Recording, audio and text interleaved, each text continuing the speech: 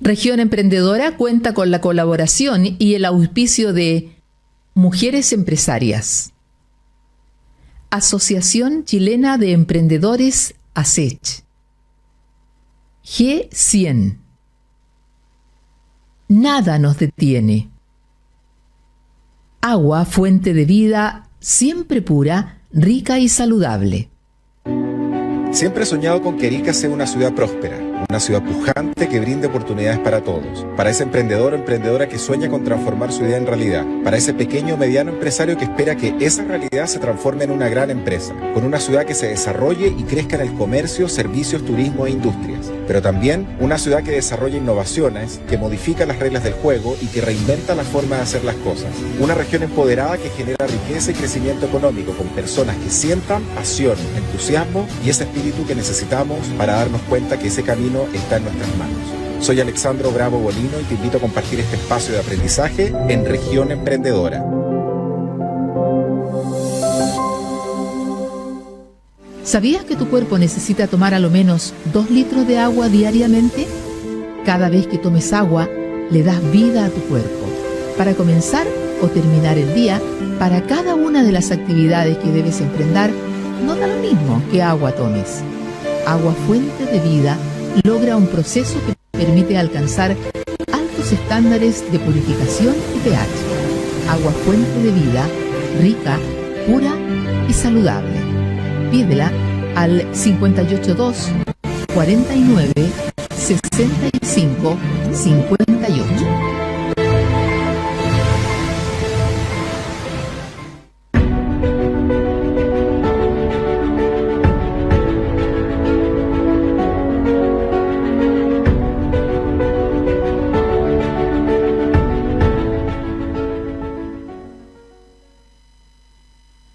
Muy buenas noches, bienvenidos a Región Emprendedora, el programa de los emprendedores y las pymes de Chile. Hoy nos acompaña Alejandro Maureira, economista senior, especializado en valorizar empresas y asistir a startups para lograr un crecimiento acelerado y además panelista habitual en nuestro programa, que nos va a dar un reporte sobre la economía de Chile para este mes de diciembre y lo más importante, esa proyección que todos esperamos para este 2025 que estamos a puertas de comenzar. Y para finalizar nos va a acompañar Rolando Garrido, doctor en literatura, experto en negociación y presidente ejecutivo de INCIDES, el Instituto de Innovación Colaborativa y Diálogo Estratégico, con quien vamos a conversar sobre los 6 niveles de toma de decisiones a la hora de negociar. Así que como siempre tenemos un gran programa para los emprendedores y las pymes de Chile. Compartan esta transmisión, disfruten el programa que como siempre está lleno de aprendizaje. Agradecemos también a Agua Fuente de Vida pura, rica y saludable, que nos refresca en cada programa, en cada viaje, en cada reunión y a cada hora del día. Además que gracias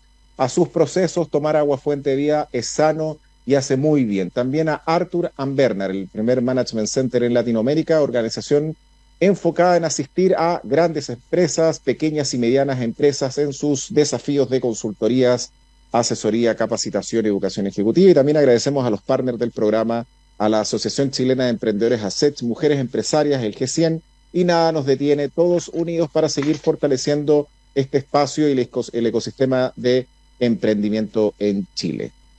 ¿Cómo finalizamos el año 2024? Y sobre todo, y por sobre todo, ¿cuáles son las proyecciones económicas para este 2025 que lo esperamos con ansia? Hoy vamos a conversar nuevamente con Alejandro Maureira, economista senior, especializado en valorizar empresas y asistir a startups para lograr ese crecimiento acelerado que tanto buscan, panelista del programa que mensualmente nos ofrece el reporte de economía, y en este caso el reporte de economía para este mes y las proyecciones para el 2025, así que tome hoja y papel y a continuación les damos esta mirada económica. Alejandro, bienvenido a Región Emprendedora.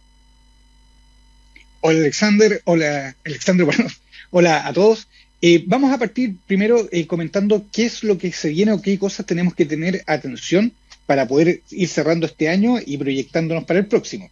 Lo primero que voy a poner sobre la mesa es la elección de Trump. La elección de Trump sin duda va a traer, digamos, cambios en todo lo que es la hegemonía mundial relativa a la economía, porque en su último mandato estuvimos enfrentando una guerra comercial que le declaró la guerra, ¿no es cierto?, a China, y empezaron a jugar con esta suerte de que yo te subo los aranceles, yo también te los subo, etcétera, etcétera. Pero eso también redundó en que el crecimiento mundial fue mucho menor de lo que se esperaba. Entonces, desde ese punto de vista, nosotros lo primero que vamos a hacer es tomar la elección de Trump. Vamos a suponer, porque ya lo ha dicho, que se va a iniciar nuevamente la guerra comercial, o sea, se va a retomar la guerra comercial, y esto va a afectar obviamente el crecimiento mundial. ¿Cómo nos afecta esto a nosotros? Nos va a afectar por el lado del precio del cobre, donde si bien hemos tenido un precio del cobre muy bueno este año, y que las proyecciones también para el precio del cobre también son muy buenas, vamos a suponer que eventualmente el precio del cobre se va a mantener cerca de los $4 la libra, en lo que está hoy en día. O sea, en otras palabras, no esperamos una caída estrepitosa del valor del cobre, pero sin duda no un alza como las que se estaban esperando. ¿Y eso en qué redunda a nosotros? Que eventualmente lo que tiene que ver con la exportación y también la inversión internacional relativo a la minería eventualmente se va a ver afectada. Lo primero que tenemos que tener en cuenta es que la elección de Trump sí trae efectos para nuestra economía y se van a ver por este lado, ¿no es cierto?, de la guerra comercial. En segundo lugar, vamos a poner sobre la mesa también lo que está pasando hoy día con Ucrania. Con Ucrania, hoy día lo que tenemos es que, claro, está en guerra, si bien llevan un tiempo, pero esta ha escalado. O sea, en otras palabras, está tomando nuevas dimensiones. Vimos que se metió Corea del Norte por un lado, etcétera, etcétera. Entonces, ¿qué es lo que estamos viendo? Que ahora, nuevamente, Europa técnicamente no va a crecer tanto como eventualmente se espera. Entonces, desde ese punto de vista, uno ya puede empezar a configurar el mapa. Uno dice, ok, la economía mundial, tanto por lo que está pasando en Ucrania como por la elección de Trump, eventualmente no va a ser tan fuerte como se podría haber esperado. A eso vamos a sumar, por último, todo lo que está pasando hoy día en el eje donde está Israel, Siria, etcétera, etcétera, que también, digamos, traen estos problemas. Y sin ir más lejos, durante parte de este año ha afectado el precio del petróleo, lo cual obviamente nos afectó a nosotros. Si bien esto ha sido un sub y baja, sin duda para el próximo año esto va a seguir aumentando. Entonces, el panorama internacional no se ve catastrófico como una recesión mundial o algo por el estilo, que nosotros, o sea, por lo menos a mí me ha tocado vivirlo desde el punto de vista de la crisis subprime, la crisis asiática, etcétera, etcétera. Hoy día no vamos a estar frente a una recesión mundial, pero sin duda no vamos a tener el crecimiento que estábamos esperando. En nuestro país, ¿qué es lo que tenemos que esperar? En nuestro país voy a partir primero que nada con las tarifas eléctricas. Las tarifas eléctricas estuvieron congeladas, se descongelaron y esto ha traído un aumento de la inflación y un aumento muy fuerte sobre la inflación. Sin ir más lejos, este año el IPC de noviembre fue un 0,2% y esto nos lleva a que el acumulado del año eventualmente sea un 4,7%.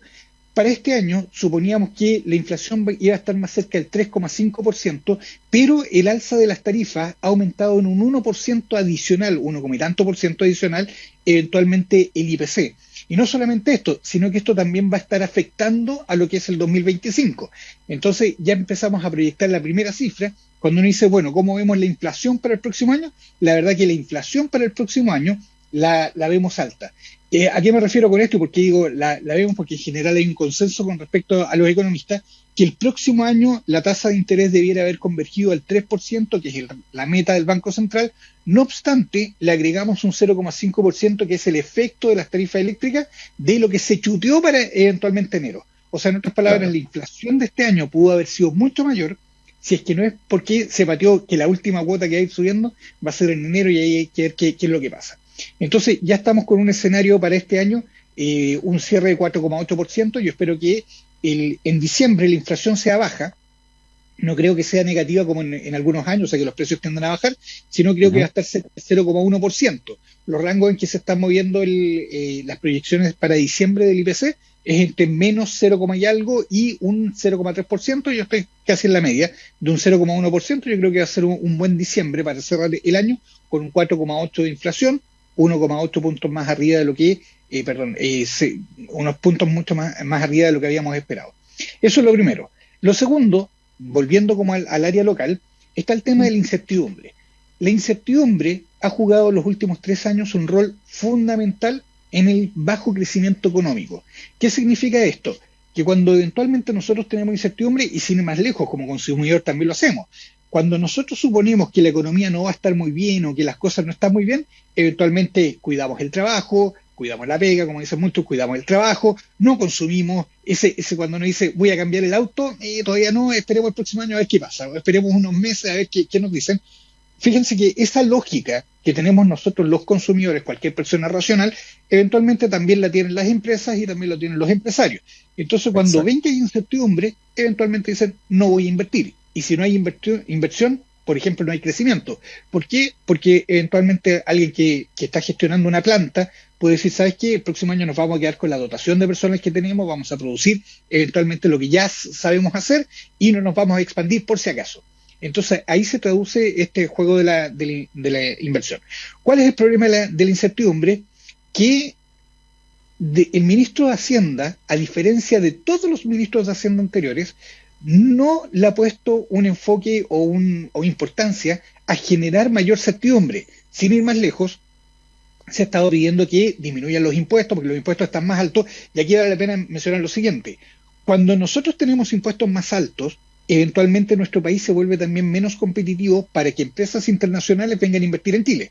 Entonces, desde ese punto de vista, uno dice, ok, tenemos que por lo menos bajar los impuestos al mismo nivel a lo que está el mundo, y con eso eventualmente nosotros seríamos más competitivos. Hoy día estamos por sobre lo que se está cobrando en Europa y en otros países de la OCDE, etcétera, estamos en la cuota superior. Entonces, desde ese punto de vista, uno dice, ok, los impuestos tienen que bajar. Se le ha pedido durante todo el año, de hecho durante los últimos 2 años, que por favor bajen los impuestos para reactivar la economía, etcétera, etcétera, y al final acceden y dicen, ok, vamos a bajar los impuestos, pero, y agregan el pero que mata absolutamente todo, pero vamos a subir el impuesto a las personas, que no sé qué, y aquí y allá, y todo queda en absolutamente nada. Esa misma tónica que hemos visto durante los últimos 3 años, no hay razón para pensar que durante el próximo año no la vamos a tener. Así que por ende, la incertidumbre va a seguir reinando, y sin ir más lejos con esta incertidumbre, tenemos que la inversión este año va a caer un menos 1,5%. O sea, en otras palabras, la inversión en Chile se está retrayendo, y yo me la juego con que el próximo año vamos a tener un aumento de la inversión, pero vamos a tener un aumento de la inversión porque llevamos 3 años con la inversión cayendo, y eventualmente se tienen que reactivar sobre todo los proyectos de exportaciones. Porque desde el punto de vista de las exportaciones, tanto agrícolas como mineras, todavía estamos, digamos, dentro de precios buenos a nivel internacional, inclusive con la guerra comercial de Trump deberían estar buenos, así que a partir de ello uno dice, ok, como el piso es tan bajo de comparación, porque sería un 2% con respecto a este año, que hemos caído un menos 1,5%. Entonces, si ustedes prefieren, un 0,5% con respecto al 2022, o sea, eso es lo que estaríamos creciendo, y el 2022 también decrecimos con respecto al año anterior. Entonces, desde ese punto de vista uno dice, ok, una inversión internacional, una inversión en Chile del 2%, eventualmente podría ser, digamos, algo que nos va a dar luces hacia donde estamos yendo desde el punto de vista económico. Esto nos va a llevar eventualmente a que las cifras que estamos manejando se van a mover, digamos, dentro de estos rangos. Entonces, ¿qué implica esto desde el punto de vista de crecimiento? Vamos a acercarnos hacia lo que es el gasto público. Así como tenemos la inversión, vamos a tener también el gasto. Cuando las economías se ven retraídas, eventualmente, por ejemplo, construir una represa, construir carreteras, etcétera, siempre ha sido un aliciente para seguir creciendo. No obstante, hemos visto que el gasto público en nuestro país se está expandiendo, está creciendo, y eso no se traduce eventualmente en un mayor crecimiento. Entonces, desde ese punto de vista uno dice, bueno, ¿qué nos está pasando? Y ahí están eventualmente todas las críticas que hemos estado haciendo con respecto a la eficiencia del gasto, cómo se está gastando, etcétera, etcétera. Sin ir más lejos, el gasto en nuestro país para el próximo año se espera una expansión del 2% por ley de presupuesto, pero yo creo que va a estar cerca del 4% de expansión real. ¿Y esto qué quiere decir? Que han habido problemas de cálculos con respecto a la recaudación, con las proyecciones económicas, y esto no es primera vez para este año, sin ir más lejos. Estamos súper lejos de lo que se había esperado, y por parte de Hacienda. Entonces, desde ese punto de vista uno dice, ok, si esta ha sido la tónica en los últimos 3 años, no hay razones para pensar que en el 4º año las cosas van a ser diferentes. ¿Dónde está el problema? Que hoy día el nivel de deuda que tiene Chile es alarmante. Y yo lo voy a decir así, es realmente alarmante. Sin ir más lejos, en cálculos que se han hecho, estudios, publicaciones, etcétera, sugieren que el máximo nivel de endeudamiento que puede tener un país es del 40% del PIB. Nosotros ya vamos en el 45% del PIB. O sea, en eso estamos. Y eso sin contar eventualmente las empresas del Estado, porque ahí hay una forma de endeudamiento indirecto que ha estado haciendo, digamos, el fisco, que es endeudar a las empresas del Estado. Sin ir más lejos, la deuda neta de las empresas del Estado es de un 9,6%. ¿Esto qué nos lleva? A que la deuda Tremendo. consolidada del Estado, exacto, estamos cerca del 55% y subiendo. O sea, en otras palabras, ajustes más, ajustes menos, para el próximo año superamos el 60% de deuda del PIB. Y yo sé que muchos están diciendo, bueno, ¿y qué me importa a mí? Sí, total, es Claro. deuda.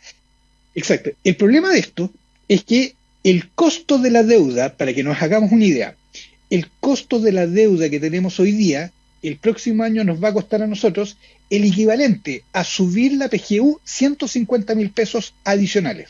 O sea, lo que nosotros hoy día estamos pagando solamente de intereses a los bancos internacionales, a fondos internacionales, fíjense que es equivalente a subir hoy día 150.000 pesos la PGU a cada uno de los jubilados que reciben la PGU.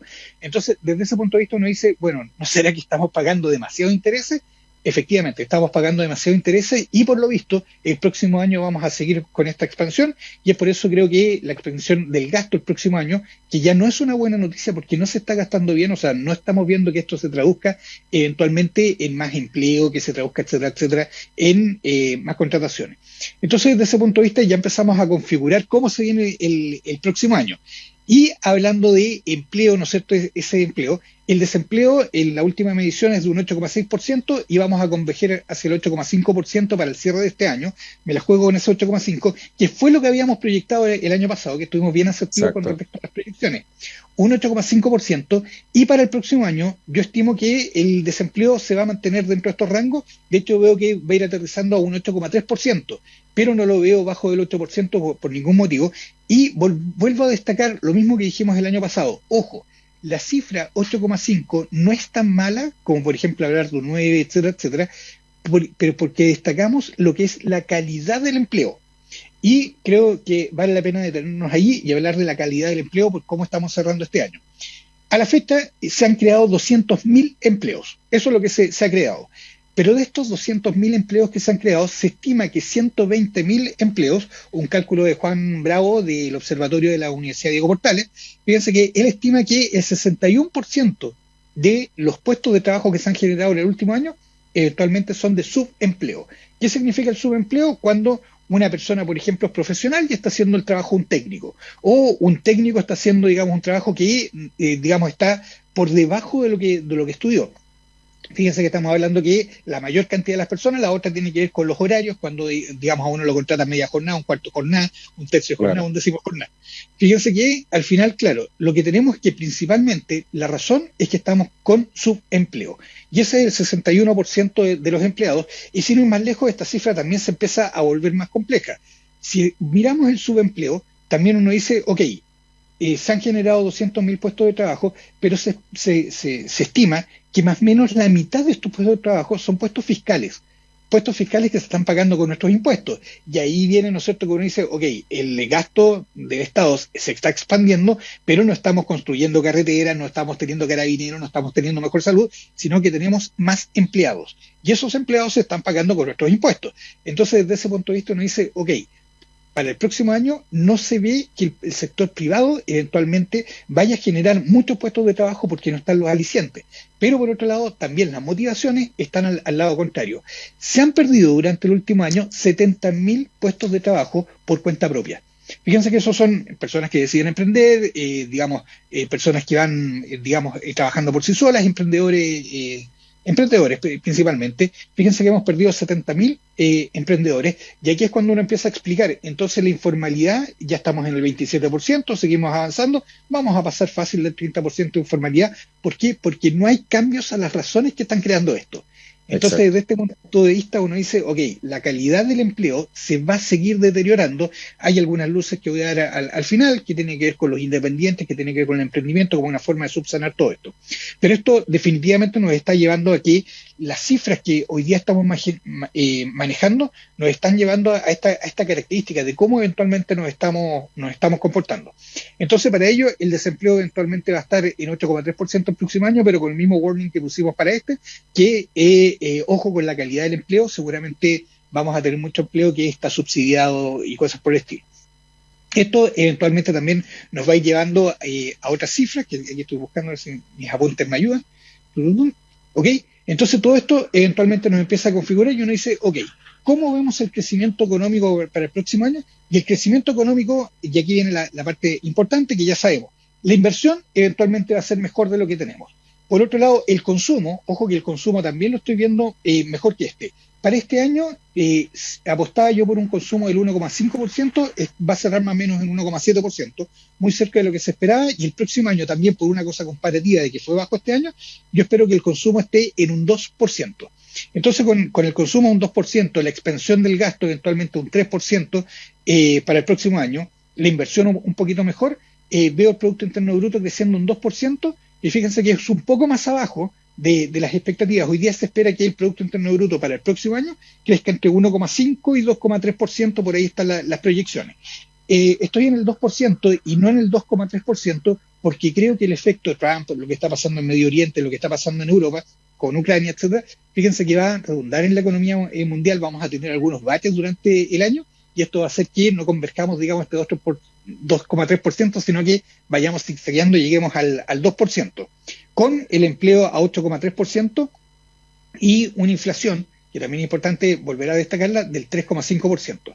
Esto también lleva a que la tasa de política monetaria, que hoy día está en 5,25%, se espera que cerremos el año con un 5%, ojalá, está por sobre lo que habíamos estimado por el efecto de las tarifas eléctricas. Fíjense que vamos a estar llegando más o menos a un 4%, espero yo, de la tasa política monetaria, que es muy importante para bajar el costo de los créditos, y entre ellos los créditos hipotecarios, para ver si el área de construcción se reactiva. Hoy día tenemos un sobrestock de vivienda. De hecho, sin ir más lejos, el precio de las viviendas no ha bajado más de lo que ha bajado hasta ahora porque subieron demasiado el avalúo fiscal. O sea, en otras palabras, hoy día incluso tenemos problemas en varios lugares donde el avalúo fiscal es mayor al valor comercial de las casas. O sea, imagínense cómo estamos. Entonces, el precio de las viviendas debieran seguir bajando. Con todo esto, vamos a llegar al dólar, y el dólar hoy día está en 9,69, 9,70. Yo creo que de mediar una mala noticia llegamos a los 1.000 pesos. Por suerte no han habido malas noticias, y si nos mantenemos así sin grandes sobresaltos de aquí a fin de año, el dólar debiera estar convergiendo a 940 de aquí a fin de año, y para el próximo año debiera bajar y mejorar la situación, y eventualmente, ni siquiera tanto, llegar a los 8,75, que esa es como la proyección macro para el próximo año. Entonces, ¿qué es lo que vamos a tener? Para el 2025 vamos a tener un año muy parecido a lo que es el 2024. No hay razones para suponer que va a ser un año mucho mejor de este año. ¿Por qué? Porque no están los incentivos para que ese sea. Y no solamente eso, sino que tenemos también, digamos, un escenario internacional un poco más complejo de lo que fue este año. Entonces, tomando toda esa en consideración, uno dice, ok, vamos a replicar este año, o sea, vamos a estar igual que este año, y seguramente vamos a estar un poco mejor, un poco peor. Creo que los emprendedores vamos a estar un poco mejor porque el consumo eventualmente debiera estabilizarse en lo que hemos visto estos últimos meses. Así es, una bajada en los impuestos, Alejandro, un poco abordando los temas que comentaste, una bajada de impuestos debería impactar en la capacidad de formalización de los emprendedores, de las pequeñas empresas. Sí, mira, y de hecho, sin ir más lejos, dentro de este análisis también incluía el efecto de Argentina, que a nosotros nos está pegando fuerte por el lado de los emprendedores. Miren, sin ir más lejos, antes de la Argentina de Milei, que digamos que está haciendo bien las cosas, y que no solamente eso, puso incentivos a la inversión internacional. ¿Qué quiere decir esto? A quienes vayan a invertir a Argentina les están ofreciendo mantener unos impuestos que son bastante bajos, no recuerdo la cifra, pero que por muchos años se van a poder mantener y nadie les puede cambiar esos impuestos. Entonces, eso está haciendo que, por ejemplo, los data centers que estaban proyectados para construirse en el sur de Chile, hoy día se están cambiando para proyectarse en Argentina. Entonces nos está golpeando desde ese punto de vista, y ahí es cuando uno dice, ok, en Chile si no empezamos a bajar los impuestos, toda esa inversión internacional y el emprendimiento a ciertos niveles se va a mudar al otro lado de la cordillera. Y eso nos va a obligar a perder competitividad. Ahora, por otra parte, un posible gobierno de derecha el próximo año va a generar mejoras en las relaciones con Estados Unidos, y eso también podría generarnos una perspectiva y una expectativa distinta. Sí, lo que pasó, de hecho, con el primer gobierno de Trump fue que a Chile no nos pegaron tan fuerte porque la relación que hubo con el expresidente Sebastián Piñera con eventualmente la administración Trump frenó Pero aquí vale la pena mencionar, Estados Unidos le puso aranceles a toda Latinoamérica, etcétera, o sea, llegaron bien pesados, y con Chile se portaron bien, tuvimos algunos efectos, pero eventualmente dijeron, ok, vamos a mantener. Desde ese punto de vista, sí, las relaciones internacionales con sí, este gobierno. Por último, una pregunta que me he venido haciendo y que quiero compartirla contigo y con la gente que nos está escuchando. ¿Cuál es el problema de que Hacienda calcule mal el presupuesto? Digamos, de la magnitud del error que ha cometido. Exacto. El problema está que esto es lo mismo que el presupuesto de una familia. Si yo digo, ok, este año vamos a gastar 10 millones de pesos y resulta que vamos a gastar 12, la pregunta es de dónde saco los 2 que me faltan. Y los 2 que me faltan, para poder suplirlos, eventualmente es a través de deuda. Entonces, técnicamente, para poder llegar digamos, a fin de mes, me tengo que endeudar.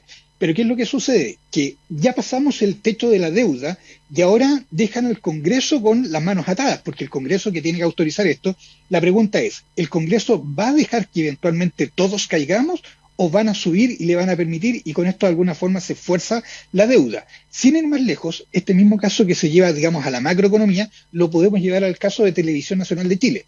Exacto. Televisión Nacional de Chile lleva años generando pérdidas y no paran las pérdidas que generan, y sin ir más lejos, a principios de este año querían pedir un préstamo por las pérdidas que tuvieron, y ¿qué pasó? Siguieron funcionando y hoy día la pérdida es mucho más grande.